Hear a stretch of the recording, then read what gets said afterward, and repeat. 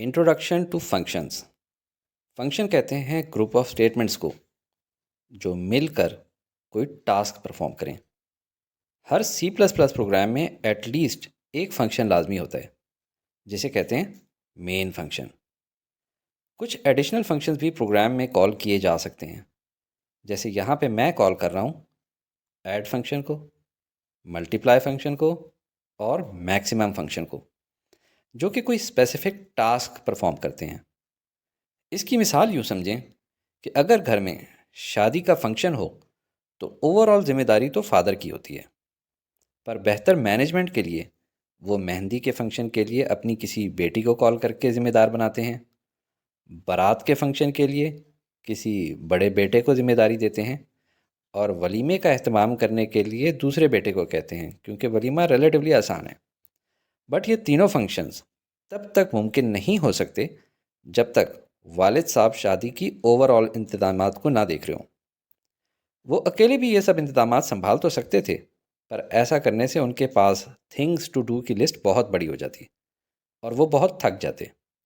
लेकिन जब वो अपने बच्चों को जिम्मेदारी देंगे तो कुछ वसाइल भी देंगे एज इनपुट, जैसे बेटी को पैसे देंगे और ड्राइवर और गाड़ी देंगे कि जाके मेहंदी का इंतज़ाम करो। इसी तरह बेटे को पैसे देंगे, शादी हॉल कौन सा बुक करना है वो बताएंगे, मेहमानों की लिस्ट भी देंगे, कार्ड्स छपने के लिए उनकी तादाद बताएंगे, वगैरह वगैरह। और इसी तरह वलीमी की तैयारी वाले बेटे को भी कुछ इंस्ट्रक्शंस देंगे इनपुट के तौर पे। इन इनपुट्स के नतीजे में यही बच्चे अपने वालिद को रिटर्न में कुछ आउटपुट करके दिखाते हैं, यानी कोई फंक्शन परफॉर्म करते हैं, कोई काम करते हैं। उम्मीद है इस एनालॉजी से अब फंक्शन समझ आना आसान हो जाएगा। सी प्लस प्लस के कोड में मेन फंक्शन के अंदर एक्स्ट्रा फंक्शंस कॉल करने से मेन फंक्शन पे बोझ कम पड़ता है, कोड का साइज़ स्मॉल हो जाता है और प्रोसेसर भी क्विकली रिस्पॉन्ड करता है। खुद सोचें, अगर ऐड फंक्शन की जगह कंपाइलर को लिखना पड़े कि दो या दो से ज़्यादा नंबर्स को प्लस करना है, तो मेन फंक्शन का कोड का साइज़ बहुत बड़ा हो जाएगा। इसी तरह मल्टीप्लाई और मैक्सिमम का कोड भी यहीं मेन में लिखें तो फंक्शन मज़ीद बड़ा हो जाएगा। फंक्शंस किसी भी प्रोग्रामिंग लैंग्वेज के मेन बिल्डिंग ब्लॉक्स होते हैं और ये हमारे सी प्लस प्लस प्रोग्राम को मॉड्यूलर शेप में ले आते हैं। इससे कोई एप्लीकेशन यानी ऐप बनाना बहुत आसान हो जाता है, उसको समझना, उसको एडिट करना, एरर्स को चेक करना, वगैरह वगैरह। जैसे अगर मेहंदी के फंक्शन के अंदर कोई मिस्टेक आई हुई है कैलकुलेशन की या किसी किस्म की कोडिंग की, तो हम सिर्फ उसी को बाहर निकालते हैं, उसी के अंदर तब्दीली करते हैं, बाकी सारे प्रोग्राम को नहीं छेड़ते और दोबारा से इस मेहंदी के फंक्शन को अपनी जगह पे पुट इन कर देते हैं। मॉड्यूलर डिज़ाइन की वजह से कोड को एक बार लिखा जाता है और बाद में बार बार रिपीटेडली एग्जीक्यूट किया जा सकता है। मसलन आपने दो नंबर्स को ऐड करना है तो आप ऐड फंक्शन को कॉल करें, कोई और दो नंबर्स को ऐड करना है तो दोबारा से पूरा कोड नहीं लिखना, उसी ऐड फंक्शन को कॉल करें। कॉल कैसे करना है ये आगे चलकर सीखेंगे। Types of functions. C plus plus के फंक्शंस की टू कैटेगरीज या टाइप्स होती हैं। एक को कहते हैं लाइब्रेरी और दूसरे को कहते हैं user defined functions. Library functions को बिल्ट इन फंक्शंस या सिस्टम डिफाइंड फंक्शंस भी कहते हैं और ये प्री डिफाइंड फंक्शंस होते हैं, यानी आपने नहीं बनाने, सी प्लस प्लस ने ये फंक्शंस ऑलरेडी बनाकर रखे हुए हैं, क्योंकि ये फंक्शंस प्रोग्रामिंग वर्ल्ड में कॉमनली यूज़ होते हैं। पहले यही समझते हैं। आपने सिर्फ प्री प्रोसेसर डायरेक्टिव्स में मुतल्लिका हेडर फाइल ऐड करनी होती है, जैसे यहाँ पे सी मैथ डॉट हेडर, और फिर मेन फंक्शन के कोड के अंदर उस प्री डिफाइंड फंक्शन को कॉल कर लेना है। इस कोड के नतीजे में स्क्रीन पे सी आउट यानी प्रिंट होगा एंटर अ नंबर। जैसे ही हम कोई नंबर एंटर करेंगे वो वेरिएबल नम में स्टोर हो जाएगा।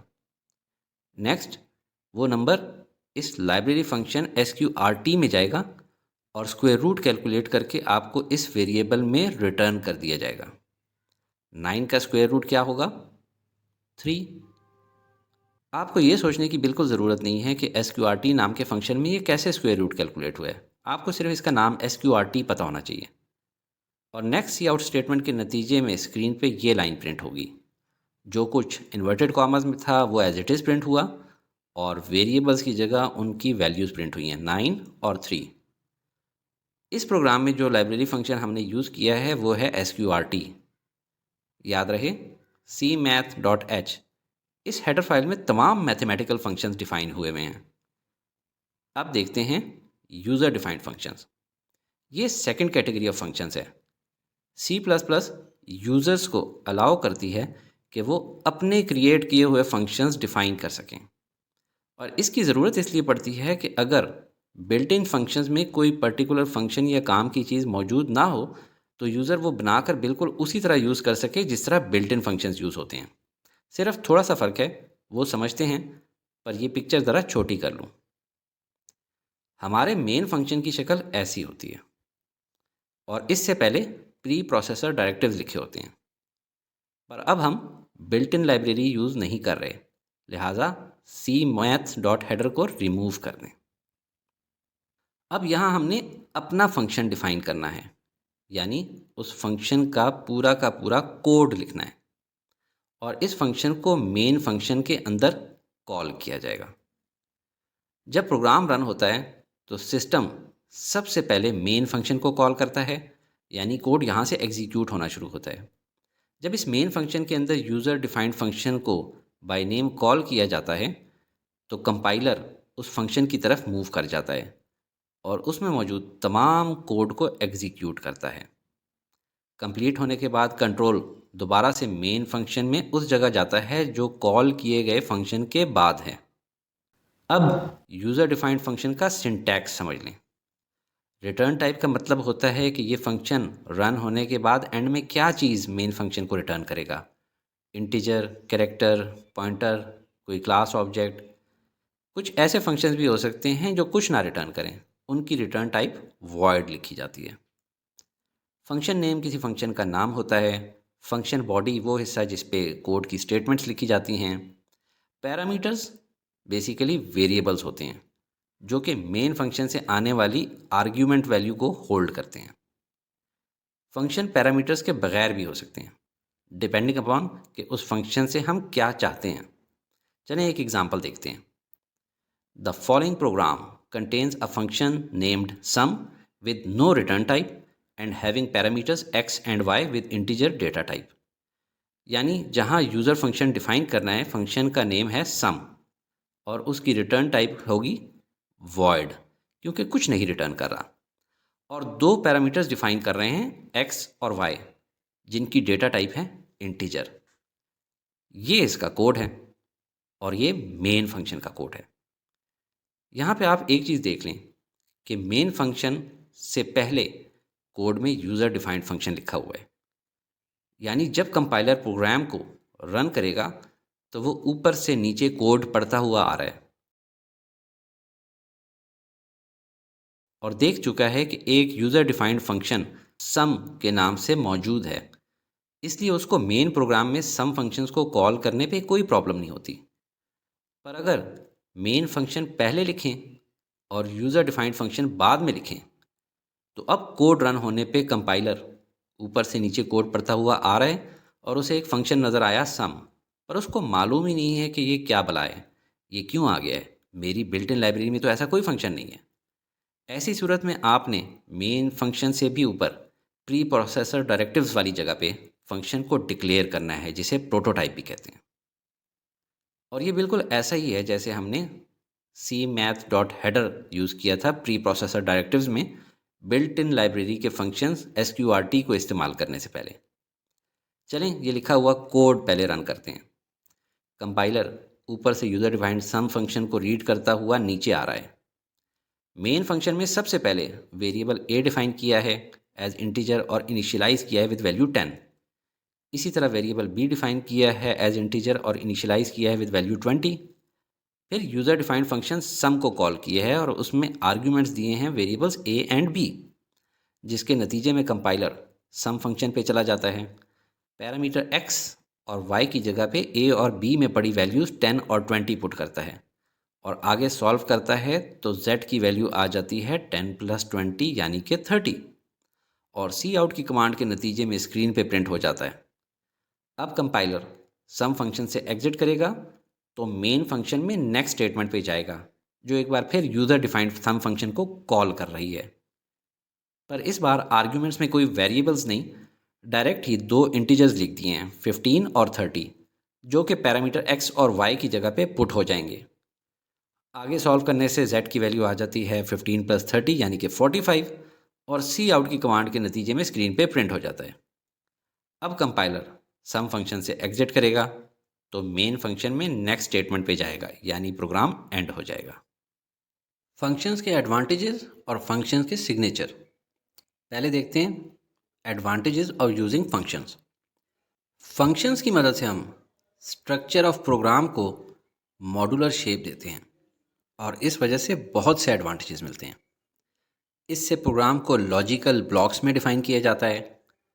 इससे कोड क्लियर और इजी टू अंडरस्टैंड होता है। बार बार सेम टाइपिंग नहीं करनी पड़ती, यानी रीराइट नहीं करना पड़ता। किसी भी इंडिविजुअल फंक्शन को इजीली अलग करके टेस्ट कर सकते हैं। फंक्शन को मॉडिफाई कर सकते हैं बिना स्ट्रक्चर को चेंज किए हुए, और बहुत इजी है कोड को चेंज या अपडेट करना। ओवरऑल देखा जाए तो ये सब एक ही जैसी बातें हैं, तो याद कैसे करें? इनमें जिन वर्ड्स को मैंने रेड कलर से स्टार्ट किया है उनके फर्स्ट अल्फ़ाबेट को अलग कर लें और अब बोलते जाएं।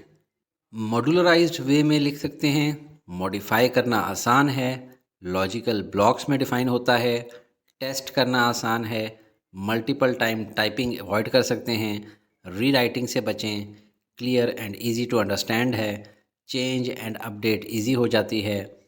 2 से 3 बार इसको पढ़ें तो आपको एडवांटेजेस ऑफ यूजिंग फंक्शंस याद हो जाएंगे। अब देखते हैं फंक्शन सिग्नेचर। आम लाइफ में सिग्नेचर किसी भी शख्स की आइडेंटिटी होता है, यानी उसकी शनाख्त होता है, पहचान होता है। इसी तरह फंक्शन सिग्नेचर उस फंक्शन की पहचान होता है कि ये किस किस्म का फंक्शन है। फंक्शन सिग्नेचर के 3 पार्ट्स होते हैं: नेम, आर्ग्यूमेंट्स और रिटर्न टाइप। इसको एक एग्जांपल से समझें। इस फंक्शन का नेम है ऐड। इसको जो आर्ग्यूमेंट्स इनपुट के तौर पे मिलेंगे वो वेरिएबल x और y में सेव हो रहे हैं, और उनकी डेटा टाइप्स हैं इंटीजर और डबल। इससे ये भी पता चला कि किसी फंक्शन को एक से ज़्यादा टाइप्स की वैल्यूज़ भी इनपुट की जा सकती हैं। और इस फंक्शन ने रिटर्न किया है x + y। जाहिर है इंटीजर और डबल को ऐड करेंगे तो आंसर डबल आएगा, इसलिए रिटर्न टाइप रखी गई है डबल। Function components. फंक्शन के 3 कंपोनेंट्स होते हैं, और इस ग्राफ को देखकर आपको हर किसी के काम का साइज़ का भी अंदाज़ा हो रहा होगा। प्रोटोटाइप 1 लाइन का होता है, कॉल भी सिर्फ 1 लाइन का होता है, जबकि डेफिनेशन असल चीज़ है जो कि फंक्शन का मुकम्मल कोड होता है। तो चलें इन तीनों को यूज़र डिफाइंड फंक्शन में देखते हैं। तीनों कंपोनेंट्स के नाम लिख लें, प्रोटोटाइप या डिक्लेरेशन, फिर कॉल और डेफिनेशन। अब देखें, ये आपका नॉर्मल मेन फंक्शन है और इसमें हम एक यूज़र के बनाए हुए फंक्शन जिसका नाम है सम, उसे कॉल कर रहे हैं। पर मेन फंक्शन जब इस सम को कॉल करेगा तो कंफ्यूज हो जाएगा, क्योंकि हमने प्री प्रोसेसर डायरेक्टिव्स में प्रोग्राम को इस सम फंक्शन के बारे में बताया ही नहीं है कि किस जगह पड़ा हुआ है। जाहिर है कि किसी हेडर फाइल में तो नहीं हो सकता, क्योंकि वो तो C++ की बिल्ट इन लाइब्रेरीज में होते हैं। तो इसलिए हम यहाँ पे फंक्शन का प्रोटोटाइप यानी डिक्लेरेशन लिखते हैं विद अ सेमी कॉलन। ये सेमी कॉलन याद रखें क्योंकि स्टूडेंट्स ये अक्सर भूल जाते हैं। अब सम फंक्शन को हम मेन फंक्शन के कोड के एंड पे डिक्लेयर करते हैं। बहुत छोटा सा कोड लिखा है। याद रहे फंक्शन डेफिनेशन के 2 पार्ट्स होते हैं, एक इसका हेडर और एक फंक्शन की मेन बॉडी इन पैरेंथेसिस यानी कर्ली ब्रैकेट्स के बीच का हिस्सा। अब ज़रा गौर से देखें, प्रोटोटाइप और डेफिनेशन दोनों बिल्कुल एक ही जैसे लिखे हैं, सिर्फ सेमी कॉलन का फ़र्क है, क्योंकि नीचे पूरा फंक्शन है और जब भी पूरा फंक्शन लिखा जाएगा तो सेमी कॉलन नहीं होगा। जिस तरह मेन फंक्शन के सामने भी देखें कोई सेमी कॉलन नहीं है। अब फ़र्ज़ करें कि अगर ऊपर प्री प्रोसेसर डायरेक्टिव्स के एरिया में प्रोटोटाइप यानी डिक्लेरेशन ना लिखी हो तो क्या ये कोड काम करेगा? बिल्कुल नहीं, क्योंकि जब कंपाइलर ऊपर से नीचे कोड देखेगा और उसे सम फंक्शन लिखा नजर आएगा तो उसको नहीं समझ आएगा। इसलिए शुरू में प्रोटोटाइप यानी डिक्लेरेशन लिखना लाजमी है। पर एक सूरत में प्रोटोटाइप या डिक्लेरेशन के बगैर भी काम चल सकता है। वो तब कि अगर मेन फंक्शन को बाद में लिखें और यूज़र फंक्शन को पहले डिफ़ाइन करें। तो चलें पहले यूज़र डिफाइंड फंक्शन लिख लेते हैं और बाद में मेन फंक्शन। अब देखें, हमने प्रोटोटाइप या डिक्लेरेशन नहीं लिखी, बल्कि मेन फंक्शन से पहले ही अपना बनाया हुआ सम फंक्शन डिफाइन कर दिया है। अब जब कंपाइलर ऊपर से नीचे जाएगा तो हमारे डिफाइन किए हुए सम फंक्शन को देखकर आगे गया है, और जहां सम फंक्शन को कॉल करने पे पहुंचता है तो वो फ़ौरन ही हमारे बनाए हुए यानी डिफाइन किए हुए सम फंक्शन की तरफ जाता है। फंक्शन को कॉल करते हुए जो आर्ग्यूमेंट्स मिले हैं वो हैं वैल्यूज़ 10 और 20, जो कि ए और बी में पड़े हुए थे। तो वो हमारे फंक्शन में एज इनपुट आती हैं। ऐड होके वैल्यू बन जाती है 30, और ये 30 वैल्यू इस फंक्शन ने रिटर्न करनी है। इसलिए रिटर्न टाइप जो हमने चूज़ की थी वो थी इंटीजर। और ये कहाँ जाएगी? ये जाएगी मेन फंक्शन में और स्टोर हो जाएगी वेरिएबल सी में, और फाइनल सी आउट कमांड की वजह से प्रिंट हो जाएगी। आखिरी बात, मेन फंक्शन को कॉलिंग फंक्शन कहते हैं और यूज़र डिफाइंड फंक्शन को कॉल्ड फंक्शन कहते हैं। वैसे देखें, मेन फंक्शन की स्पेलिंग भी मैन से मिलती जुलती है, और कॉल्स करना वगैरह हमेशा मैन के हिस्से में ही आता है। लिहाजा इसको आप एज अ रेफरेंस याद रख सकते हैं कि main function is calling function end user defined function is called function. Scope of variable का मतलब है कि वो वेरिएबल प्रोग्राम के किस किस हिस्से को विजिबल है। सादा ज़ुबान में यूँ समझ लें कि प्रोग्राम का कौन कौन सा हिस्सा उस वेरिएबल को रिकग्नाइज़ करता है, पहचानता है। मिसाल से समझें, ये पाकिस्तान का एक सुपरस्टार है, फ़हद मुस्तफ़ा ऑफ जीतो पाकिस्तान। पर क्या ये लोकल स्टार है या ग्लोबल? क्या इसको सिर्फ इलाके पाकिस्तान के लोग पहचानते हैं या सारी दुनिया जानती है? ये एक लोकल स्टार है, इसको ज़्यादातर पाकिस्तान के ही लोग पहचानते हैं। अब इन स्टार्स को देखें, क्या ये अपने मुल्क के लोकल स्टार्स हैं या इंटरनेशनल स्टार्स हैं, पूरी दुनिया, पूरा ग्लोब इन्हें पहचानता है? जी हाँ, ये ग्लोबल स्टार्स हैं। इनको पूरी दुनिया रिकग्नाइज करती है। They are on top of the world and Fahad Mustafa is on top of Pakistan. अब इस एनालॉजी से scope of variables in functions को समझते हैं। स्कोप के लिहाज से बेसिकली तो वेरिएबल्स की टू टाइप्स ही हैं। वो वेरिएबल्स जिनका स्कोप लोकल है और वो वेरिएबल्स जिनका स्कोप ग्लोबल है। लेकिन कुछ वेरिएबल्स से पहले वर्ड स्टैटिक लिखा जाए तो उनका स्कोप स्टैटिक हो जाता है, यानी उनकी वैल्यू प्रिजर्व रहती है about the last value of function returned. ये वाली बात आपको इस टॉपिक के एंड तक समझ आ जाएगी। पहले देखते हैं लोकल वेरिएबल्स, जिन्हें ऑटोमेटिक वेरिएबल्स भी कहते हैं। लफ्ज़ लोकल से ही पता चल रहा है कि इनकी लिमिटेड रिकग्निशन है, इनका scope within the block of a function ही रहता है। इस एग्जांपल को देखें, इसमें वेरिएबल्स ए, बी और सी डिफाइन किए गए हैं विद इन अ ब्लॉक, जिसको हम जानते हैं मेन फंक्शन के नाम से। लिहाजा ये तीनों वेरिएबल्स सिर्फ इसी फंक्शन तक विजिबल हैं, इनका स्कोप सिर्फ इतना ही है। हालांकि पूरा प्रोग्राम तो आप देखें कि यहाँ से शुरू हो रहा है, लेकिन ये सिर्फ मेन फंक्शन के अंदर ही विजिबल रहेंगे। इस प्रोग्राम की आउटपुट क्या होगी? ए और बी की वैल्यू जो कि 10 और 20 हैं वो ऐड होकर 30 बन जाएंगी और वेरिएबल सी में स्टोर हो जाएंगी। सी आउट कमांड की वजह से आउटपुट स्क्रीन पे लिखा आएगा 30। लोकल स्कोप वाले वेरिएबल को ऑटोमेटिक स्कोप वाला वेरिएबल भी कहते हैं, और इसीलिए अगर इन वेरिएबल्स को डिफ़ाइन करते वक्त हम साथ में लफ्ज़ ऑटो का इजाफा कर लें तब भी ठीक है, मगर आसानी इसी में है कि बग़ैर ऑटो लिखे लिखा करें। इस कोड में आप देखें, प्रोग्रामर ने using name space standard semi colon भी लिखा है, जो कि इससे पहले हमने यूज़ नहीं किया। इससे घबराने की ज़रूरत नहीं। कुछ सी प्लस प्लस के कंपाइलर्स के कोड में ये लिखना ज़रूरी होता है, आपको सिर्फ इतना ही याद करना है। इससे हमें ये भी पता लग रहा है कि बुक के अंदर मुख्तलिफ कोड मुख्तलिफ टीचर्स ने लिखे होते हैं। अब हम चलते हैं वेरिएबल्स विद ग्लोबल स्कोप की तरफ। ये वेरिएबल्स प्रोग्राम के बिल्कुल टॉप पे डिफाइन किए जाते हैं, बिफोर द मेन फंक्शन, और ये वेरिएबल्स प्रोग्राम में मौजूद तमाम फंक्शंस से एक्सेस किए जा सकते हैं। इसीलिए प्रोग्राम की मेन बॉडी में डिफाइन किए जाते हैं, किसी फंक्शन के ब्लॉक कोड में नहीं। ऊपर आप प्री प्रोसेसर डायरेक्टिव्स में देखें तो एडिशन नाम के फंक्शन का प्रोटोटाइप या डिक्लेरेशन लिखी हुई है, यानी इस ओवरऑल प्रोग्राम कोड में एक और फंक्शन एडिशन के नाम से भी आएगा, वो हम मेन फंक्शन के बाद लिख लेते हैं। अब आप ऊपर ग्लोबल स्कोप वाले वेरिएबल्स ए बी सी को देखें। ये मेन फंक्शन में भी यूज़ हो रहे हैं और एडिशन फंक्शन में भी यूज़ हो रहे हैं, क्योंकि डिफाइन प्रोग्राम की बॉडी में किए गए हैं, किसी फंक्शन में नहीं। फंक्शंस में सिर्फ इनको यूज़ किया गया है। इन्हीं को ग्लोबल स्कोप वाले वेरिएबल्स कहते हैं, जिनको सब फंक्शंस रिकॉग्नाइज करते हैं। अब इसी कोड में लोकल या ऑटोमेटिक वेरिएबल्स भी आइडेंटिफाई कर लें ताकि कॉन्सेप्ट पक्का हो जाए। मेन फंक्शन में टोटल एक लोकल वेरिएबल है और एडिशन फंक्शन में सम एक लोकल वेरिएबल है। लोकल वेरिएबल सिर्फ उसी फंक्शन को नज़र आता है जिसमें वो लिखा गया है। इस प्रोग्राम की आउटपुट देखते हैं। जब प्रोग्राम रन होता है तो वो मेन फंक्शन में जाकर एक लोकल वेरिएबल टोटल डिफाइन कर रहा है, फिर ग्लोबल वेरिएबल्स ए बी और सी को इनिशियलाइज कर रहा है विद वैल्यूज 5 7 एंड 3, फिर एडिशन फंक्शन को कॉल कर रहा है जिसकी आउटपुट वेरिएबल टोटल में आएगी। एडिशन फंक्शन जब कॉल हुआ तो अब कंट्रोल एडिशन फंक्शन में आ गया। यहाँ पहले एक लोकल वेरिएबल सम डिफाइन हुआ और फिर इसमें तीनों ग्लोबल वेरिएबल्स को ऐड किया, जिससे सम के अंदर वैल्यू आ गई है 5 + 7 + 3 यानी कि 15। अब रिटर्न स्टेटमेंट की वजह से सम में पड़ी वैल्यू 15, जो कि एक इंटीजर है, वो जाएगी उस जगह पे जहाँ ये फंक्शन कॉल हुआ था, यानी वेरिएबल टोटल में वैल्यू आ गई है 15। अब जब सी आउट स्टेटमेंट रन होगी तो इन्वर्टेड कॉमास में लिखा हुआ सेंटेंस तो एज इट इज स्क्रीन पे आएगा और वेरिएबल टोटल में पड़ी हुई वैल्यू प्रिंट हो जाएगी, जो कि है 15।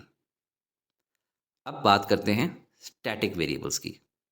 ये कोई सेपरेट वेरिएबल्स नहीं होते। किसी भी वेरिएबल की डेटा टाइप, जैसे यहाँ पे डेटा टाइप है इंटीजर, उससे पहले लफ्ज़ स्टैटिक लिख दें तो वो स्टैटिक वेरिएबल बन जाता है। स्टैटिक वेरिएबल को बस एक बार इनिशियलाइज किया जाता है और फिर इन वेरिएबल्स की कैपेबिलिटी होती है कि प्रिजर्व करें, यानी सेव रखें इंफॉर्मेशन जो लास्ट टाइम फंक्शन से रिटर्न की गई थी। ये बात थोड़ी देर में आपको समझ आ जाएगी जब मैं कोड दिखाऊंगा। स्टैटिक वेरिएबल्स स्कोप के लिहाज से लोकल होते हैं, यानी ये किसी फंक्शन के अंदर ही यूज़ होंगे। इसका सिंटैक्स आपने देख लिया है। पहले लफ्ज़ स्टैटिक लिखेंगे, फिर डेटा टाइप और फिर variable name with semicolon. Static variable को समझने के लिए चलें आप एक प्रोग्राम देखते हैं। इस प्रोग्राम में ये मेन फंक्शन है, जबकि ये एक यूज़र डिफाइंड फंक्शन है जिसका नाम है डेमो, और ये इस डेमो फंक्शन की प्रोटोटाइप या डेक्लेरेशन है जो कि मेन से पहले लिखी जाती है विद अ सेमीकोलन। इसकी वजह से मेन फंक्शन को पता चलता है कि आगे कोई डेमो फंक्शन भी आएगा। यूज़र डिफाइंड डेमो फंक्शन की पहली लाइन में वेरिएबल 1 एक लोकल वेरिएबल है, ऑटो लिखें ना लिखें फ़र्क नहीं पड़ता, और इसके नीचे वेरिएबल 2 एक स्टैटिक वेरिएबल है। जब भी कोई वेरिएबल्स डिफाइन होते हैं उनके लिए मेमोरी में स्पेस रिजर्व हो जाती है। इस प्रोग्राम को अब रन करते हैं। शुरू में मेन फंक्शन में आई इनिशियलाइज हुआ एज 0,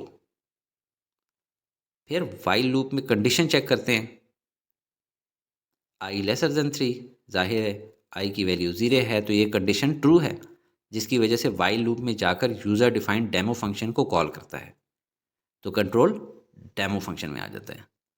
अब पहली स्टेटमेंट रन हुई तो वेरिएबल 1 इनिशियलाइज हो गया विद वैल्यू 0। अब सेकंड स्टेटमेंट रन हुई तो वेरिएबल 2 भी इनिशियलाइज हो गया विद वैल्यू 0। याद रहे, स्टैटिक वेरिएबल एक बार इनिशियलाइज हो गया है। अगली बार जब ये डेमो फंक्शन रन होगा तो स्टैटिक वेरिएबल दोबारा इनिशियलाइज नहीं होगा। इसीलिए इस स्टेटमेंट को मैं डार्क कर देता हूँ ताकि याद रहे।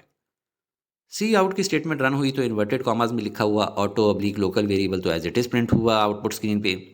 वेरिएबल 1 में पड़ी वैल्यू प्रिंट होगी जो कि है 0। ये वाला कॉमा भी एज इट इज़ प्रिंट हुआ और इन्वर्टेड कॉमास में लिखा static variable as it is print हुआ और वेरिएबल 2 में पड़ी हुई वैल्यू 0 प्रिंट हुई, और एंड लाइन मैनिपुलेटर की वजह से कर्सर नेक्स्ट लाइन पे आया। अब वेरिएबल 1 की वैल्यू इंक्रीमेंट होके 1 हो गई और वेरिएबल 2 की वैल्यू इंक्रीमेंट होके 1 हो गई। अब मेन पॉइंट की तरफ आ रहा हूँ।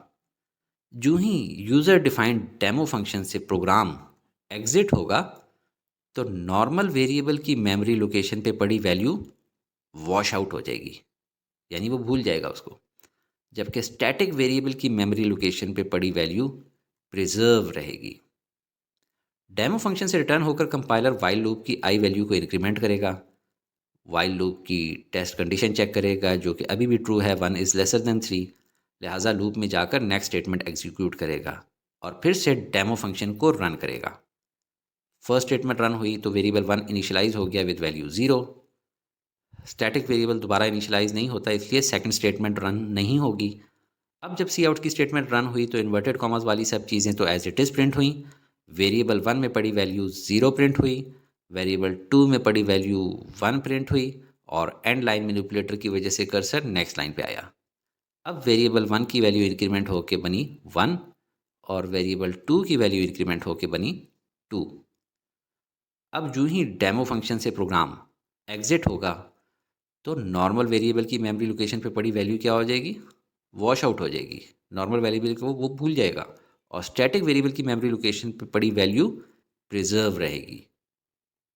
इसी तरह जब तीसरी बार वाइल लूप में आई की वैल्यू इंक्रीमेंट होगी तो एक बार और वाइल लूप की टेस्ट कंडीशन चेक करेगा, जो कि अब आखिरी बार ट्रू है, 2 इज़ लेसर देन 3, यानी ये लूप फाइनल बार रन हो रहा। अब लूप में जाकर नेक्स्ट स्टेटमेंट एग्जीक्यूट करेगा और फिर से डेमो फंक्शन को रन करेगा। फर्स्ट स्टेटमेंट रन हुई और वेरिएबल 1 इनिशियलाइज हो गया विद वैल्यू 0। स्टैटिक वेरिएबल दोबारा इनिशियलाइज नहीं होता, इसलिए सेकंड स्टेटमेंट रन नहीं होगी। अब जब सी आउट की स्टेटमेंट रन हुई तो इन्वर्टेड कॉमास वाली सब चीज़ें तो एज इट इज़ प्रिंट हुई। वेरिएबल 1 में पड़ी वैल्यू 0 प्रिंट हुई, वेरिएबल 2 में पड़ी वैल्यू 2 प्रिंट हुई और एंड लाइन मैनिपुलेटर की वजह से कर्सर नेक्स्ट लाइन पे आ गया। अब वेरिएबल 1 और वेरिएबल 2 की वैल्यूज़ इंक्रीमेंट होके बनी हैं 1 और 3।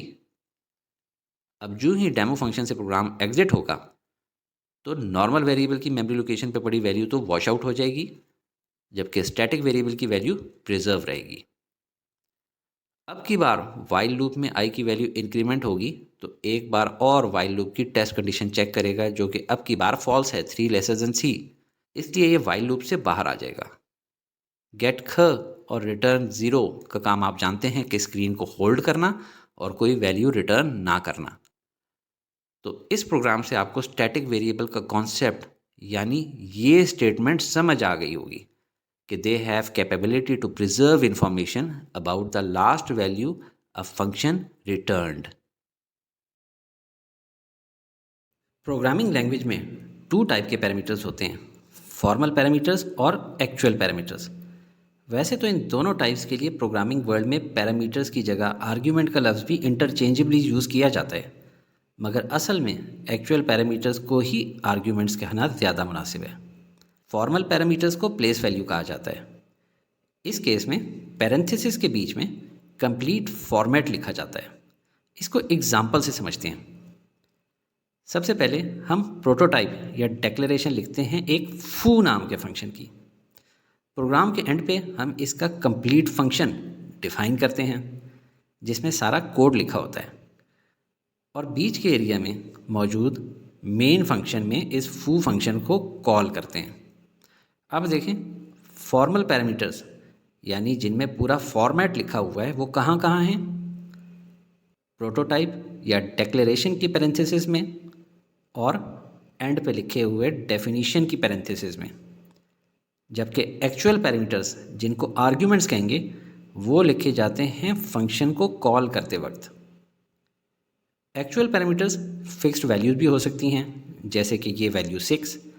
इसके अलावा वेरिएबल्स भी हो सकते हैं जो होल्ड कर रहे हों कोई वैल्यूज़, जैसे कि वेरिएबल y, या कोई एक्सप्रेशन भी हो सकती हैं जिनका रिज़ल्ट कोई वैल्यू आती हो, जैसे y+1। तो एक्चुअल पैरामीटर्स या आर्ग्यूमेंट्स फिक्स्ड वैल्यू होगी, वेरिएबल होगा या एक्सप्रेशन होगी। याद करने के लिए यूँ भी ध्यान में रख सकते हैं कि अक्सर किसी दूसरे फंक्शन को कॉल हम किस फंक्शन में करते हैं? मेन फंक्शन में करते हैं, जो कि कोड का असल यानी कि एक्चुअल फंक्शन है। इसीलिए उस कॉल के दौरान आर्ग्यूमेंट्स यानी एक्चुअल पैरामीटर्स यूज़ करते हैं। अब एक प्रॉपर प्रोग्राम की एग्जांपल देखते हैं। बुक में लिखे हुए इस कोड के स्टार्ट में ही एक बोंगी मारी हुई है, वो ये कि मेन फंक्शन जो कि हर कोड में होता है उसकी भी प्रोटोटाइप या डेक्लेरेशन लिखी हुई है, जो कि एक यूज़लेस हरकत है। इसको लिखने की ज़रूरत नहीं है, तो हम इसको भी रिमूव करते हैं और स्पेस क्लियर करने के लिए ऊपर लिखे हुए प्री प्रोसेसर डायरेक्टिव्स को भी स्क्रीन से रिमूव करते हैं और बाकी मानदा प्रोग्राम को थोड़ा सा खुला करके लिख लेते हैं। इस प्रोग्राम में बिल्कुल टॉप पे total_bill नाम के फंक्शन की प्रोटोटाइप लिखी गई है और आखिर में इस फंक्शन को डिफ़ाइन किया गया है, यानी यूज़र डिफाइंड फंक्शन का कोड लिखा गया है और मेन फंक्शन के बीच में इसको कॉल किया गया है। अब अगर आप रिकॉल करें, जहाँ फंक्शन को कॉल किया जाता है वहाँ पे एक्चुअल पैरामीटर्स होते हैं, जैसे यहाँ वेरिएबल्स हैं। हालांकि कोई फिक्स्ड वैल्यूज़ यानी नंबर्स और कोई एक्सप्रेशन a+b वगैरह भी हो सकते थे। और जहाँ पे फंक्शन की प्रोटोटाइप या डेक्लरेशन या फिर डेफिनेशन होती है, वहाँ पे फॉर्मल पैरामीटर्स होते हैं, जहाँ फॉर्मेट भी स्पेसिफाइड होता है। जैसे यहाँ पे डेटा टाइप इंटीजर स्पेसिफाइड है। जब ये प्रोग्राम रन होगा तो मेन फंक्शन में जाकर पहले एक वेरिएबल बिल डिफाइन हुआ है एज डेटा टाइप इंटीजर, फिर 3 वेरिएबल्स कैंडीज, टॉयज़ और कप्स डिफाइन भी हुए हैं और इनिशियलाइज भी हुए हैं विद वैल्यूज़। फिर जब यूज़र डिफाइंड फंक्शन को कॉल किया है तो उसको ये 3 वेरिएबल्स कैंडीज, टॉयज़ और कप्स एज आर्ग्यूमेंट्स दिए हैं, जिनमें वैल्यूज़ पड़ी हुई हैं। इनकी वैल्यूज़ पास होकर यहाँ यूज़र डिफाइंड फंक्शन में आ गई हैं और आगे इस फंक्शन में यूज़ होती हैं और टोटल में वैल्यू आ जाती है 525। अब जब रिटर्न कमांड एग्जीक्यूट होती है तो इसके नतीजे में टोटल में पड़ी हुई 525 की वैल्यू, जो कि एक इंटीजर वैल्यू है, वो रिटर्न होके कहाँ गई? ये वहाँ जाएगी जहाँ फंक्शन को कॉल किया था और ये वैल्यू अल्टीमेटली वेरिएबल बिल में स्टोर हो जाएगी। अब सी आउट कमांड एग्जीक्यूट होने के नतीजे में इन्वर्टेड कॉमास में लिखी स्टेटमेंट तो as it is output screen पे आ जाएगी और वेरिएबल बिल में पड़ी हुई वैल्यू जो कि 525 है वो प्रिंट होगी। बाकी आप गेट और रिटर्न फंक्शन को जानते ही हैं। एक बार रिपीट कर दूं कि फॉर्मल पैरामीटर्स हमेशा वेरिएबल्स होंगे, जबकि एक्चुअल पैरामीटर्स नंबर्स भी हो सकते हैं, वेरिएबल्स भी हो सकते हैं, एक्सप्रेशन भी हो सकती है और एट टाइम्स कोई फंक्शन कॉल भी हो सकती है। यानी इसकी जगह ये एग्ज़ाम्पल नंबर्स एज पैरामीटर्स की है और ये एग्ज़ाम्पल एक्सप्रेशन एज पैरामीटर्स की है, क्योंकि देखिए 150 + 640 ये कोई नंबर नहीं है, ये कंप्लीट एक्सप्रेशन है। इसी तरह 205 × 2 ये एक नंबर नहीं है, ये कंप्लीट एक्सप्रेशन है। 10 - 5 ये एक कंप्लीट एक्सप्रेशन है। इसी तरह ऊपर जो आर्गूमेंट दिए गए हैं वो फिक्स्ड वैल्यूज़ या जिनको नंबर्स कहते हैं वो हैं 35, 45 एंड 67। फंक्शंस भी अपने स्कोप के लिहाज से 2 कैटेगरीज में डिवाइड किए जाते हैं, लोकल फंक्शंस और ग्लोबल फंक्शंस। लोकल फंक्शंस वो होते हैं जो किसी दूसरे फंक्शन की बॉडी के इनसाइड यानी अंदर डिफाइन किए जाते हैं। आमतौर पे C++ के बिल्ट इन फंक्शंस मेन की बॉडी के अंदर यूज़ किए जाते हैं और ऐसी डिक्लेरेशंस को लोकल कहा जाता है। इनके बरक्स ग्लोबल फंक्शंस किसी फंक्शन के आउटसाइड यानी फंक्शन की बॉडी के बाहर डिक्लेयर किए जाते हैं और ये ओवरऑल प्रोग्राम के किसी भी पार्ट से एक्सेस किए जा सकते हैं, यानी इनको कहीं से भी कॉल कर सकते हैं। आमतौर पे यूज़र डिफाइंड फंक्शंस को ग्लोबल फंक्शंस कंसिडर किया जाता है क्योंकि ये मेन फंक्शन से बाहर डिफाइन किए जाते हैं। दोनों फंक्शंस की एक एक एग्जांपल देखते हैं। ये लोकल फंक्शन की एग्जांपल है। इसमें ये हमारा मेन फंक्शन है और इस फंक्शन की बॉडी के इनसाइड यानी अंदर कुछ बिल्ट इन फंक्शंस को कॉल किया गया है।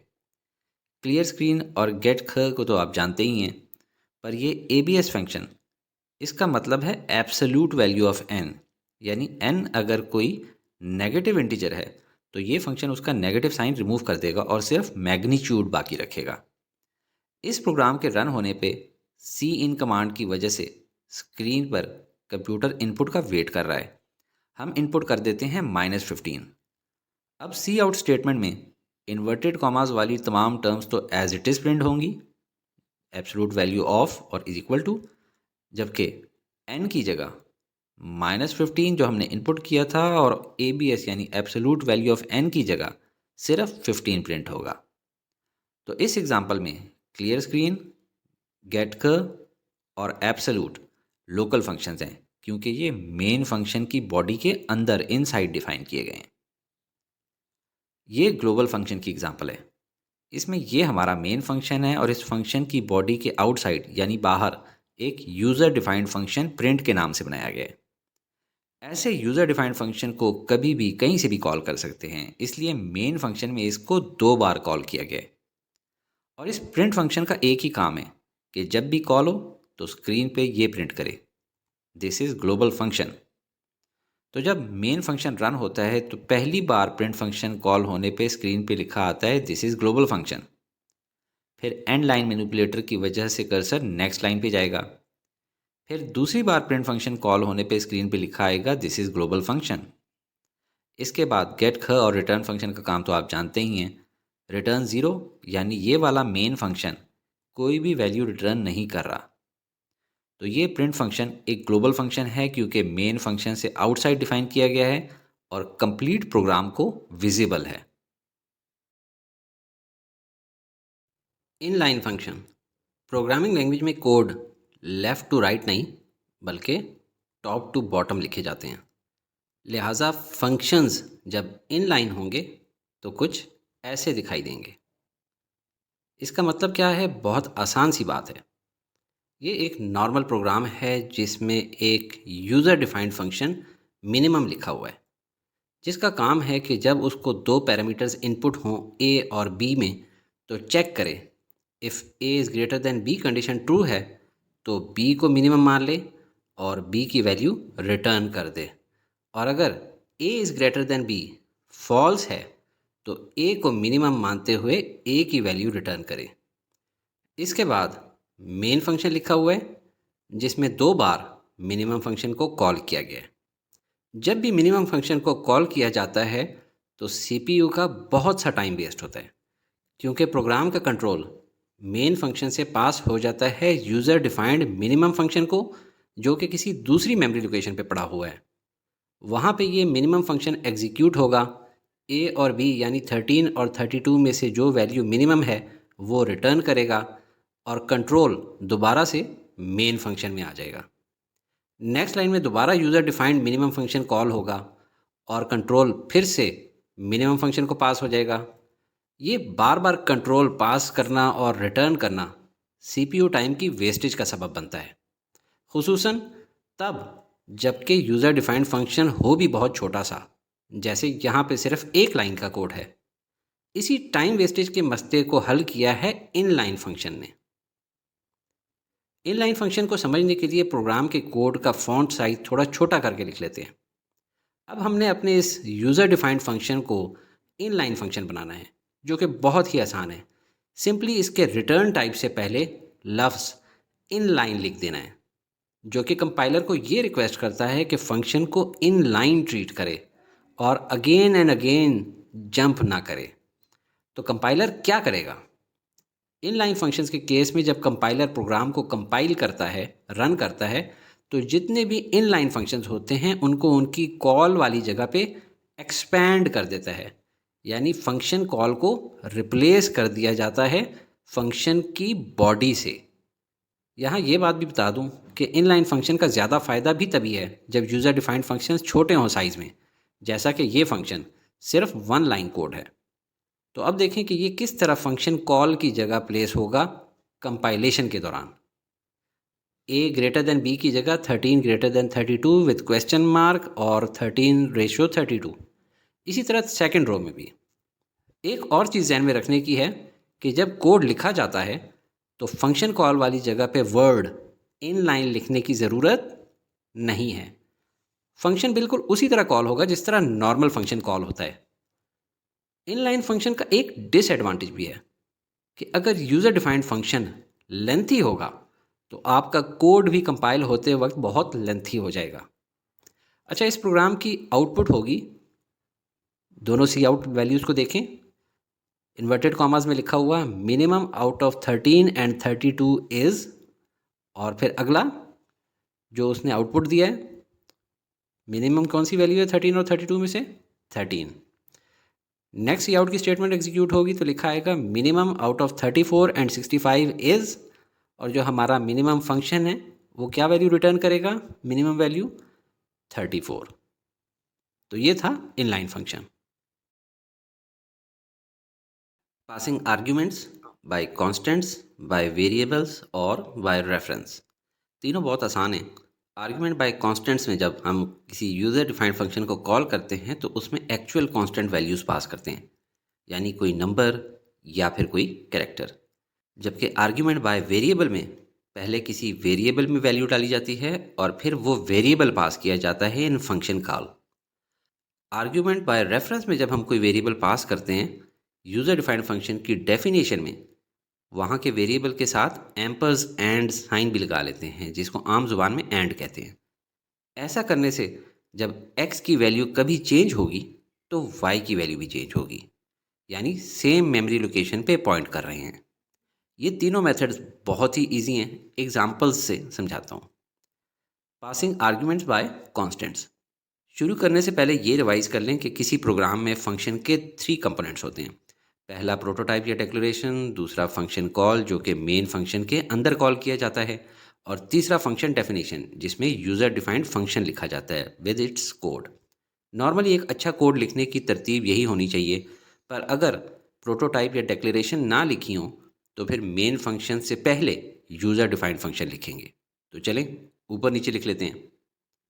तो देखें, यूज़र डिफाइंड फंक्शन पहले लिख लिया है और नीचे मेन फंक्शन लिख लिया है जिसमें फंक्शन कॉल किया गया है। अब इस कोड को समझें। मेन फंक्शन के स्टार्ट में ही हम यूज़र डिफाइंड फंक्शन शो को कॉल कर रहे हैं by directly giving a constant numerical value 60। किसी वेरिएबल में नहीं डाली, यानी डायरेक्टली पास की है टू यूज़र डिफाइंड फंक्शन, जहां ये जाके स्टोर हो गया है वेरिएबल x में। और नेक्स्ट सी आउट स्टेटमेंट की वजह से आउटपुट होगी इन्वर्टेड कॉमास में लिखा हुआ x इज इक्वल टू और वेरिएबल x में पड़ी हुई वैल्यू 60, और एंड लाइन मैनिपुलेटर की वजह से कर्सर नेक्स्ट लाइन पे जाएगा। अब दोबारा मेन फंक्शन में जाकर get curve function screen hold करेगा और रिटर्न 0 का मतलब है ये मेन फंक्शन कोई वैल्यू नहीं रिटर्न कर रहा। ये था passing argument by constants using numerical value. अब देखते हैं कांस्टेंट में ही कैरेक्टर। यहाँ भी मेन फंक्शन के स्टार्ट में हम user defined function show gender को कॉल कर रहे हैं by directly giving a constant character value f, यानी फीमेल। किसी वेरिएबल में नहीं डाली, यानी डायरेक्टली पास की है टू यूज़र डिफाइंड फंक्शन, जहां ये जाके स्टोर हो रही है वेरिएबल ch में। और नेक्स्ट सी आउट की स्टेटमेंट की वजह से आउटपुट होगी इन्वर्टेड कॉमास में लिखा हुआ जेंडर यू पास्ट इज और वेरिएबल ch में पड़ा हुआ कैरेक्टर f, और एंड लाइन मैनिपुलेटर की वजह से कर्सर नेक्स्ट लाइन पे जाएगा। अब दोबारा मेन फंक्शन में जाकर गेट कर्व फंक्शन स्क्रीन को होल्ड रखेगा और रिटर्न 0 का मतलब है कि ये मेन फंक्शन कोई वैल्यू रिटर्न नहीं कर रहा। ये था passing arguments by constant using character. अब समझते हैं passing arguments by variables. Passing arguments by variables यानी वैल्यू वेरिएबल के अंदर पड़ी होगी। मेन फंक्शन के स्टार्ट में ही वेरिएबल x डिफाइन किया है with integer value 5। C out की स्टेटमेंट की वजह से आउटपुट होगी इन्वर्टेड कॉमास में लिखा हुआ x in main function before call is equal to और वेरिएबल x में पड़ी हुई है वैल्यू 5, और एंड लाइन मैनिपुलेटर की वजह से कर्सर नेक्स्ट लाइन पे जाएगा। अब यूज़र डिफाइंड फंक्शन फू को वेरिएबल x में पड़ी वैल्यू पास होगी, यानी फू फंक्शन में वेरिएबल y में भी वैल्यू 5 आ जाएगी। सी आउट स्टेटमेंट की वजह से आउटपुट होगी इन्वर्टेड कॉमास में लिखा हुआ y इन फू फंक्शन इज इक्वल टू और वेरिएबल y में पड़ी हुई वैल्यू 5, और एंड लाइन मैनिपुलेटर की वजह से कर्सर नेक्स्ट लाइन पे जाएगा। अब y की वैल्यू चेंज करते हैं वेरिएबल में टू 6। अब सी आउट स्टेटमेंट की वजह से आउटपुट होगी इन्वर्टेड कॉमास में लिखा हुआ y इन फू फंक्शन इज इक्वल टू और वेरिएबल y में पड़ी वैल्यू 6, और एंड लाइन मैनिपुलेटर की वजह से कर्सर नेक्स्ट लाइन पे जाएगा। अब कंपाइलर फू फंक्शन से निकलकर दोबारा मेन फंक्शन में जाएगा। सी आउट स्टेटमेंट की वजह से आउटपुट होगी इन्वर्टेड कॉमास में लिखा हुआ x in main function after call is equal to और वेरिएबल x में पड़ी वैल्यू 5, और एंड लाइन मैनिपुलेटर की वजह से कर्सर नेक्स्ट लाइन पे जाएगा और गेट कर्व फंक्शन स्क्रीन को होल्ड करेगा और रिटर्न 0 का मतलब आप जानते हैं कि मेन फंक्शन कोई वैल्यू रिटर्न नहीं कर रहा। यहाँ याद रखने की बात यह है कि मेन फंक्शन के अंदर original value of x before calling the function and after calling the function change नहीं हुई। ये इसीलिए बता रहा हूँ क्योंकि पासिंग आर्ग्यूमेंट्स बाय रेफरेंस जो थोड़ी देर में पढ़ेंगे उसमें चेंज होती है एक छोटे से फ़र्क की वजह से, और वो बहुत इंपॉर्टेंट है। फिलहाल पासिंग आर्ग्यूमेंट्स बाय वेरिएबल्स की ही एक और एग्जांपल देखते हैं।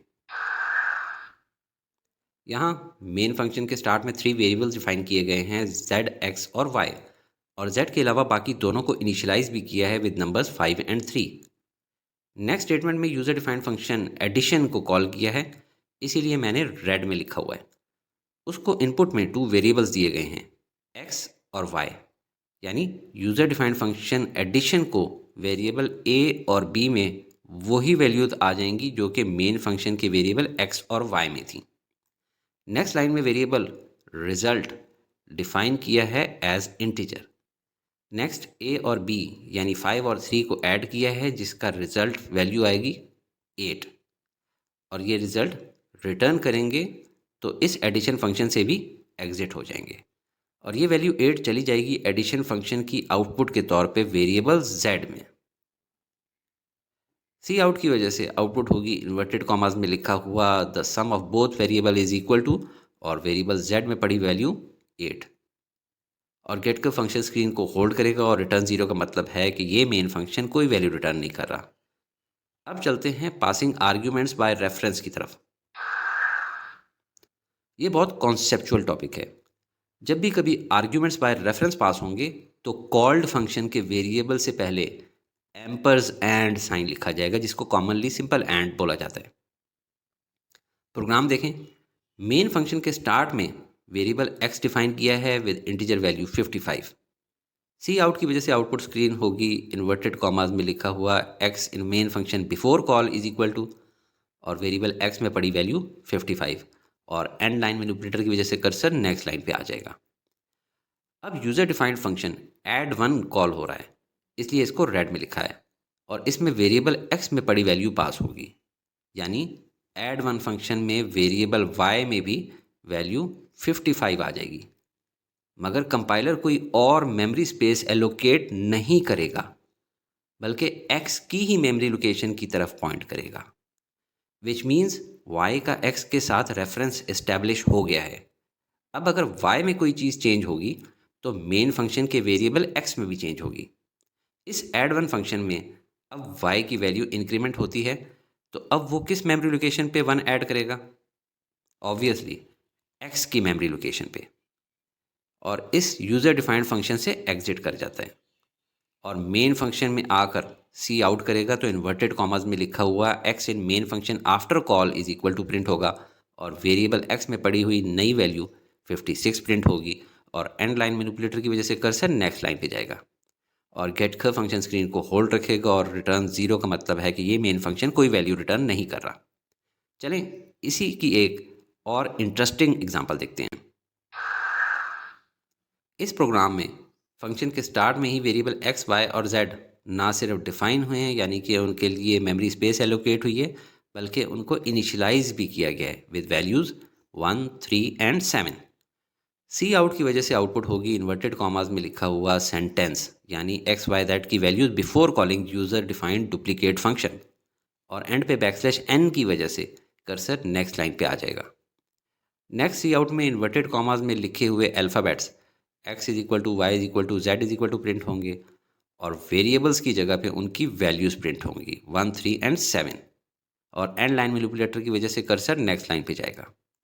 अब user defined function duplicate call हो रहा है, इसलिए इसको रेड लिखा हुआ है मैंने, और इसमें वेरिएबल x, y और z की वैल्यूज़ पास हो रही हैं, यानी डुप्लीकेट फंक्शन में वेरिएबल a, b और c का लिंक इस्टेब्लिश हो जाएगा वेरिएबल x, y और z की मेमोरी लोकेशन की तरफ, और ये सिर्फ एंड साइन लिखे होने की वजह से हो रहा है। अब ये 3 मैथमेटिकल एक्सप्रेशंस एग्जीक्यूट होंगी जो कि a, b और c की वैल्यूज़ को डबल कर देंगी, यानी 1, 3 और 7 की जगह 2, 6 एंड 14, और ए बी सी की ये न्यू वैल्यूज़ किस मेमोरी लोकेशन पे स्टोर होंगी? जी हाँ, एक्स, वाई और जी की मेमोरी लोकेशन पे।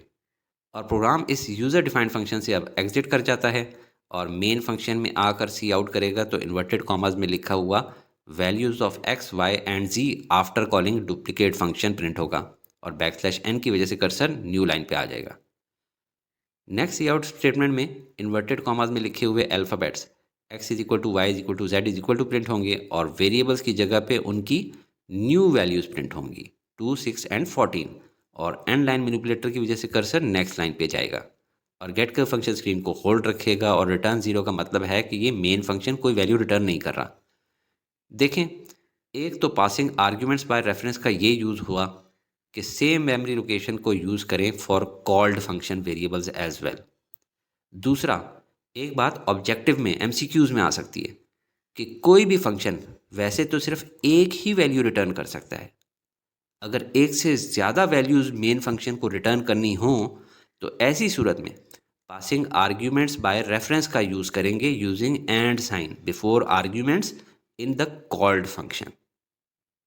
थंबनेल का मकसद सिर्फ ये जहन नशीन करवाना है कि डिफ़ॉल्ट आर्ग्यूमेंट्स यानी खामखा हमेशा राइट साइड से शुरू होते हैं, because she is always right. Default arguments का मतलब है कि जब आप प्रोग्राम में किसी फंक्शन की प्रोटोटाइप डिक्लेयर करें या कोई फंक्शन डिफ़ाइन करें तो उसमें जो आर्ग्यूमेंट्स के लिए वेरिएबल्स लिख रहे हैं, जैसे यहाँ पे ए, बी और सी, उनमें से कम लास्ट आर्ग्यूमेंट के अंदर कोई डिफ़ॉल्ट वैल्यू पहले से ही लिख लें, प्रोटोटाइप में या डेफिनेशन में। और इसका तरीका है कि लास्ट वेरिएबल के सामने असाइनमेंट ऑपरेटर लिखें और वैल्यू ऑफ आर्ग्यूमेंट। एक अच्छा प्रोग्रामर ये काम हमेशा प्रोटोटाइप में करेगा। हाँ, अगर स्मॉल कोड है जैसा कि इस बुक में है तो फिर फंक्शन में ही लिख लें। इस एग्जांपल के लिए मैं प्रोटोटाइप में ही लिख रहा हूँ। और डिफ़ॉल्ट हमेशा राइट मोड से स्टार्ट करना है। ये नहीं हो सकता कि आप बी को तो डिफ़ॉल्ट बनाएं और सी को खाली छोड़ दें, ये गलत हो जाएगा। अगर बीच वाले को डिफ़ॉल्ट बनाना ही है तो फिर उससे राइट वाले तमाम आर्ग्यूमेंट्स को भी कोई डिफ़ॉल्ट वैल्यू ज़रूर पुट करें। यहाँ हमने उसको भी 10 ही दे दिए, पर चलें फ़िलहाल हम बी की डिफ़ॉल्ट वैल्यू ख़त्म करते हैं और अब मेन फंक्शन लिख लेते हैं। पहली लाइन में वेरिएबल x और y को डिक्लेयर किया है और इनिशियलाइज़ किया है विद वैल्यू 2 एंड 3। फिर सम फंक्शन को कॉल किया है और सिर्फ 2 आर्ग्यूमेंट्स दिए जा रहे हैं x और y, जबकि कॉल्ड फंक्शन को तो 3 इनपुट्स रिक्वायर्ड हैं a, b और c में। यहाँ डिफ़ॉल्ट आर्ग्यूमेंट काम आएगा। देखें, x और y की इनपुट्स तो चली जाएंगी a और b में, और क्योंकि थर्ड वेरिएबल c को कोई वैल्यू पास नहीं हुई, लिहाजा वो डिफ़ॉल्ट वैल्यू 10 को ही यूज़ कर लेगा। अब user defined function a, b और c की वैल्यूज़ ऐड करेगा, जिससे वैल्यू आ जाएगी 15 और इस 15 को रिटर्न कर देगा मेन फंक्शन में और वो इसको सी आउट की मदद से स्क्रीन पे डिस्प्ले कर देगा। अब आपको थोड़ा सा कॉन्सेप्ट क्लियर हो गया है। अब चलते हैं बुक वाली एग्जांपल की तरफ। इसमें डिवाइड यूज़र डिफाइंड फंक्शन है जिसको हम डेफिनेशन कहते हैं, और ये मेन फंक्शन है जिसमें यूज़र डिफाइंड डिवाइड फंक्शन को 2 बार कॉल किया गया है। जहाँ पे फंक्शन को कॉल किया गया है मैंने इजीली आइडेंटिफाई करने के लिए उसको रेड कलर से लिखा है। यूज़र डिफाइंड फंक्शन में 2 वेरिएबल्स डिफाइन किए गए हैं a और b with data type integer, जिसमें वेरिएबल b को डिफ़ॉल्ट वैल्यू भी दे रखी है 2। यानी अगर कभी इनपुट में एक ही वैल्यू मिले a की तो उसको डिवाइड करेंगे डिफ़ॉल्ट वैल्यू ऑफ b यानी 2 से, और जो आंसर आएगा उस कोशेंट वैल्यू को एक लोकल वेरिएबल r में स्टोर करेंगे। चलें मेन फंक्शन में जाकर प्रोग्राम रन करते हैं। इसमें हम 2 डिफरेंट कंडीशंस देखेंगे।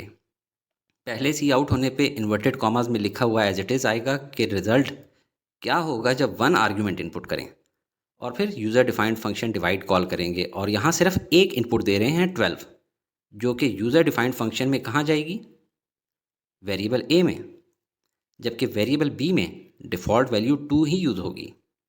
अब डिवीजन करनी है a डिवाइडेड बाई b यानी 12 डिवाइड बाई 2, जिससे आंसर आएगा 6, और ये वैल्यू रिटर्न हो जाएगी मेन फंक्शन को। और चूंकि सी आउट के सामने रिटर्न हुई है लिहाजा स्क्रीन पे प्रिंट हो जाएगी, और नेक्स्ट सी आउट एंड लाइन मैनिपुलेटर की वजह से कर्सर न्यू लाइन पे आ जाएगा। और अब सी आउट में इन्वर्टेड कॉमास में लिखा हुआ एज इट इज़ आएगा, जो कि सेकंड कंडीशन है कि रिजल्ट क्या होगा जब 2 आर्ग्यूमेंट्स इनपुट करें। और फिर यूज़र डिफाइंड फंक्शन को कॉल किया है और यहाँ 2 इनपुट्स दे रहे हैं 20 और 4। 20 तो a में स्टोर हो जाएगी और 4 b में स्टोर हो जाएगा। इस दफ़ा डिफ़ॉल्ट वैल्यू b की 2 को रीड नहीं करेगा, वो सिर्फ तब यूज़ करेगा जब इनपुट सिर्फ 1 वैल्यू होती है। अभी तो हमें 2 मिल चुकी हैं। अब डिवीजन करनी है a डिवाइडेड बाई b यानी 20 डिवाइडेड बाई 4, जिससे आंसर आएगा 5, और ये वैल्यू रिटर्न हो जाएगी कहाँ, मेन फंक्शन को, जहाँ पे फंक्शन कॉल हुआ था। और चूंकि सी आउट के सामने रिटर्न हुई है लिहाजा स्क्रीन पे प्रिंट हो जाएगी। गेट ख और रिटर्न कमांड को तो आप जानते ही हैं। एमसीक्यू में अक्सर ये क्वेश्चन पूछा जा सकता है कि डिफ़ॉल्ट आर्ग्यूमेंट्स लेफ़्ट से लिखना शुरू करते हैं या राइट से। तो आंसर है राइट साइड से। रिटर्न स्टेटमेंट, ये एक फंक्शन नज़र आ रहा है जिसका नाम है सम।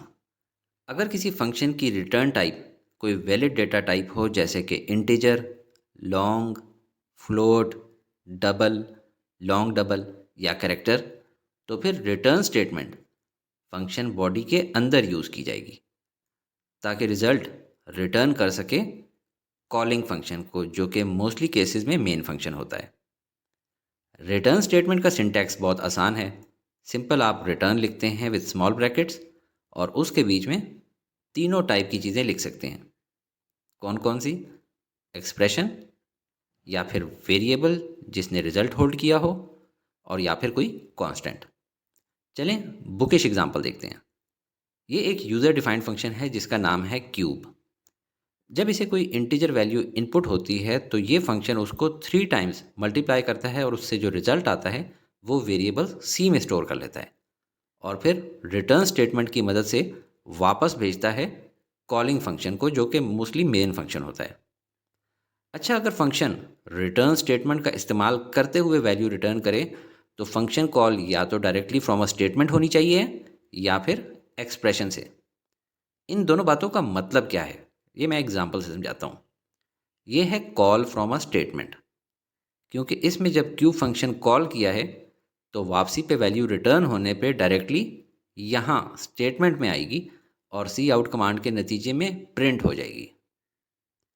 दूसरी एग्जांपल, इसमें एक्सप्रेशन यूज़ की गई है, यानी क्यूब फंक्शन कॉल होने के बाद जब वैल्यू रिटर्न होके आएगी तो वो यहाँ स्टेटमेंट में ही आएगी, पर फिर असाइनमेंट ऑपरेटर की वजह से वेरिएबल y को असाइन हो जाएगी। डायरेक्टली प्रिंट नहीं हो रही, डायरेक्टली स्टेटमेंट में यूज़ नहीं हो रही, बल्कि एक्सप्रेशन में असाइन हो गई है। उम्मीद है ये दोनों का फ़र्क आपको समझ आ गया होगा। अच्छा, just for the purpose of revision, मैंने कहा जब रिटर्न स्टेटमेंट यूज़ करके वैल्यू रिटर्न करें, यानी किसी और मेथड से भी वैल्यू रिटर्न हो सकती है। जी हाँ, हमने ऑलरेडी पढ़ रखा है कि पासिंग आर्ग्यूमेंट्स बाय रेफरेंस से हम एक से ज़्यादा वैल्यूज़ रिटर्न कर सकते हैं by pointing at the memory locations of main function variable, सिर्फ इस एम्पर्स एंड सिंबल की वजह से। फंक्शन ओवरलोडिंग, यानी उसी नाम का फंक्शन बार बार यूज़ करके मुख्तलिफ फंक्शंस बनाना। ये C++ का फीचर है फंक्शन ओवरलोडिंग, यानी सेम फंक्शन नेम पे जितना मर्जी लोड डाल दो, यानी जितनी मर्जी बार उस नाम को यूज़ कर लो। ये है इसकी कॉमन मैन के लिए सिंपल एक्सप्लेनेशन। अब इसको थोड़ा टेक्निकली समझाते हैं। प्रोग्रामिंग लैंग्वेजेस में एक ही नाम के दो या दो से ज़्यादा वेरिएबल्स नहीं यूज़ कर सकते, जैसा कि यहाँ पे ए नाम का वेरिएबल यूज़ हो रहा है। इसी तरह सेम नाम के दो या दो से ज़्यादा फंक्शंस एक सिंगल प्रोग्राम या ब्लॉक कोड में यूज़ नहीं कर सकते। C++ में फंक्शन ओवरलोडिंग का फीचर सेम नाम के मल्टीपल फंक्शंस क्रिएट करना अलाउ करता है, बशर्ते कि उनके अंदर नंबर ऑफ़ पैरामीटर्स डिफरेंट हों। जैसे यहाँ एक में 2 हैं और दूसरे में 3। और दूसरा तरीका यह है कि नंबर ऑफ़ पैरामीटर्स तो सेम ही रहें, बट पैरामीटर्स की डेटा टाइप्स डिफरेंट हों। जैसे पहले डेटा टाइप इंटीजर थी और अब फ्लोट हो गई है। अब इसी की एक बुकिश एग्जांपल देखते हैं।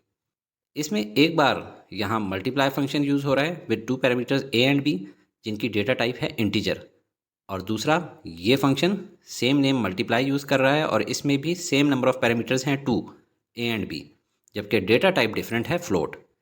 तो ये मल्टीप्लाई नाम का फंक्शन ओवरलोडेड है, मल्टीपल टाइम्स यूज़ हो रहा है with same number of parameters but different data types. ये मेन फंक्शन है जिसमें मल्टीप्लाई फंक्शन को 2 बार कॉल किया गया है।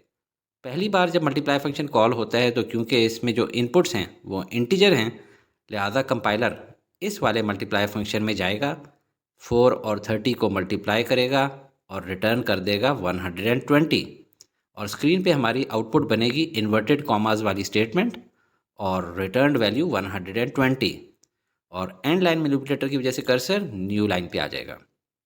दूसरी बार जब मल्टीप्लाई फंक्शन कॉल होता है तो चूंकि इसमें जो इनपुट वैल्यूज़ आ रही हैं वो हैं फ्लोट, 3.5 या 4.5 ये फ्लोट वैल्यूज़ हैं, लिहाजा कंपाइलर सेकंड वाले मल्टीप्लाई फंक्शन में जाएगा, 3.5 और 4.5 को मल्टीप्लाई करके वैल्यू रिटर्न कर देगा 15.75, और स्क्रीन पे हमारी आउटपुट बनेगी इन्वर्टेड कॉमास वाली स्टेटमेंट और रिटर्न्ड वैल्यू 15.75 और गेट का और रिटर्न 0 का काम तो आप लोग अब बखूबी जानते हैं। अब देखते हैं एडवांटेजेस ऑफ ओवरलोडिंग। हम सेम नेम के मल्टीपल फंक्शंस डिक्लेयर कर सकते हैं जिनका काम स्लाइटली डिफरेंट होता है। फंक्शन ओवरलोडिंग प्रोग्राम की कॉम्प्लेक्सिटी को काफ़ी हद तक रिड्यूस कर देती है। बहुत सारे फंक्शंस के सेम नेम होंगे तो याद रखना भी आसान होगा। प्रोग्राम की रीडेबिलिटी इंक्रीज होती है क्योंकि आप एग्जैक्टली किसी फंक्शन के नेम और डेटा टाइप वगैरह से उसका काम पहचानते हैं। और आखिरी point, exhibits polymorphism. Poly means many और multiple and morphism means forms, यानी same function name multiple roles अदा करता है। रियल लाइफ एग्जांपल से समझेंगे तो आसानी से समझ आएगा। मिसाल के तौर पे ये देखें, ये एक लेडी हैं, ये मदर का रोल भी प्ले कर रही हैं, सिस्टर का भी रोल प्ले करती हैं, वाइफ का रोल भी प्ले करती हैं और कहीं ना कहीं डॉटर का रोल भी प्ले कर रही हैं। तो इस एनोलॉजी और इस डेली लाइफ की अंडरस्टैंडिंग से आपको उम्मीद है कि पॉलीमॉर्फिज्म अब क्लियर हो गया होगा कि a function which performs multiple tasks. Use of function overloading. Function overloading के कॉन्सेप्ट को कम्प्लीटली अंडरस्टैंड करने के लिए ज़रूरी है कि उसके फीचर्स को समझा जाए जो उसे डिसएम्बिगुएट करते हैं। यहाँ दो लफ्ज़ सीखना पड़ेंगे, एम्बिगुअस और अनएम्बिगुअस। एम्बिगुअस का मतलब है कि इंस्ट्रक्शंस क्लियर नहीं है, कन्फ्यूजन रहती है, जैसा कि बोर्ड की इंस्ट्रक्शंस हमेशा एम्बिगुअस होती हैं, क्लियर नहीं होती। जब लाइफ में कोई ऑर्डर्स क्लियर ना हो तो हम कहते हैं इस एम्बिग्विटी को दूर करो। तो यहाँ इसी मीनिंग में कहा जा रहा है कि फंक्शन ओवरलोडिंग के फीचर्स का मालूम होना चाहिए ताकि फंक्शन ओवरलोडिंग अनएम्बिगुअस हो, यानी क्लियर हो, डिसएम्बिगुएट हो, कन्फ्यूजन ख़त्म हो, क्लैरिटी आए। एम्बिगुअस मतलब कन्फ्यूजन है, अनएम्बिगुअस मतलब नो कन्फ्यूजन। तो ओवरलोडिंग के फीचर्स कौन कौन से हैं? Number of arguments, data types of arguments और रिटर्न टाइप।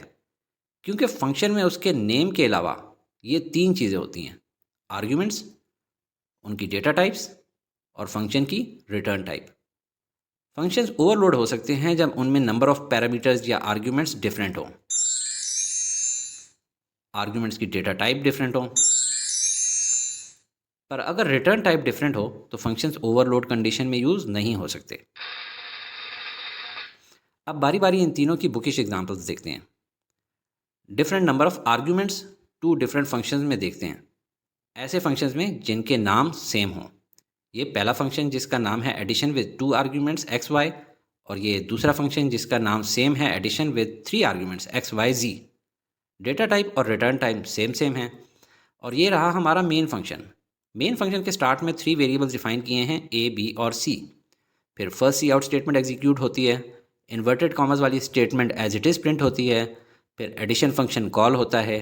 कंपाइलर देखता है कि इसमें नंबर ऑफ आर्ग्यूमेंट्स 2 हैं, तो वो ऊपर मौजूद 2 फंक्शंस जिनके नाम एडिशन हैं उनमें से इसको चूज़ करता है क्योंकि इसमें 2 आर्ग्यूमेंट्स जाने हैं, और रिटर्न करता है सम ऑफ 55 एंड 22 जो कि बनता है 77। और सी आउट स्टेटमेंट की वजह से स्क्रीन पे प्रिंट हो जाता है, और एंड लाइन मैनिपुलेटर की वजह से कर्सर नेक्स्ट लाइन पे चला जाता है। अब second cout statement execute होती है, इन्वर्टेड कॉमर्स वाली statement as it is print होती है, फिर एडिशन फंक्शन कॉल होता है।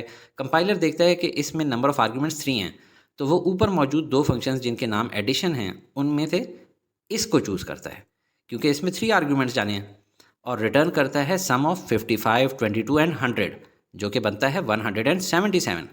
और सी आउट की वजह से स्क्रीन पे प्रिंट हो जाता है, और फिर एंड लाइन मैनिपुलेटर की वजह से कर्सर नेक्स्ट लाइन पे जाता है। अब गेट और रिटर्न फंक्शंस की कमांड का तो आप जानते ही हैं। तो आपने देखा कि नंबर ऑफ आर्ग्यूमेंट्स डिफरेंट हो तो फंक्शन ओवरलोडिंग यूज़ की जा सकती है। अब different data types of arguments देखते हैं, 2 ऐसे फंक्शंस में जिनके नाम सेम हो।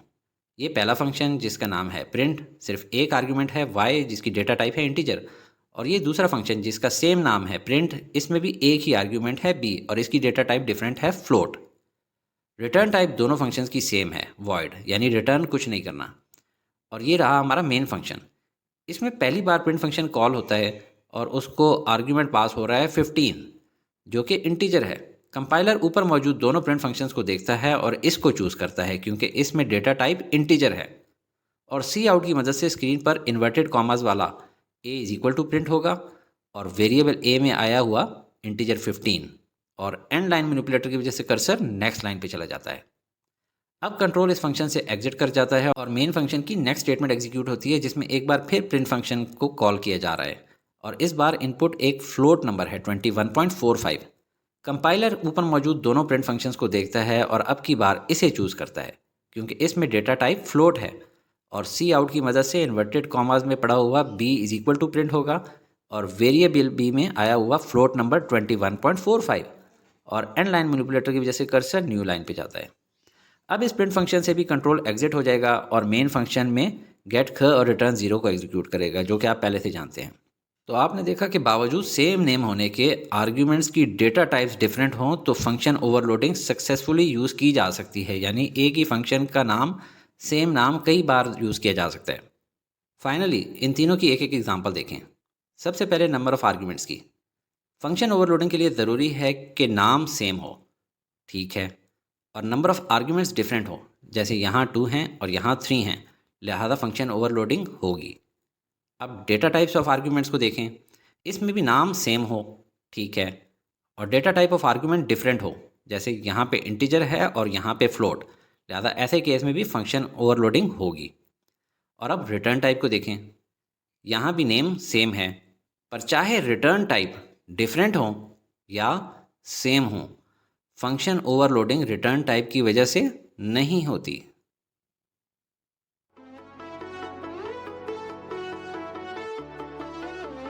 Study with me, a learning experience.